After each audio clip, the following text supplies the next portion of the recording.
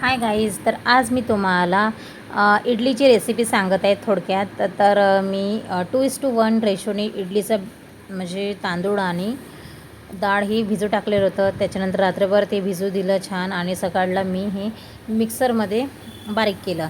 त्याच्यामध्ये मी असं त्याची कन्सिस्टन्सी ठेवली, एकदम जाडसरही नाही आणि पूर्ण एकदम महीम पिसून टाकलं. त्याच्यानंतर मी तुम्हाला चटणी दाखवत आहे. याच्यामध्ये मी खोबरा आपलं आणि मिरची, शेंगदाणे घेतले होते, सांबार हिरवा आणि आपलं थोडंसं जिरा वगैरे टाकायचं. हे सर्व आम्ही एका भांड्यामध्ये मिक्सरच्या टाकलं आणि कढीपत्ता पण टाकला त्याच्यामध्ये. त्याच्यानंतर मी शेंगदाणे भाजून घेतले आणि ते पण याच्यात ॲड केले आणि हे मी मिक्सरच्या जारला आता मिक्सर लावणार आणि चांगलं महीम पिसून टाकणार. तर शेंगदाणे मी जास्त टाकले होते, खोबरं थोडा कमी टाकला होता. माझं ॲव्हरेजनुसार मी बनवत आहे. जसं तुम्हाला आवडते, सेम आवडत असेल तर सेम क्वांटिटी टाका किंवा मग चालेल.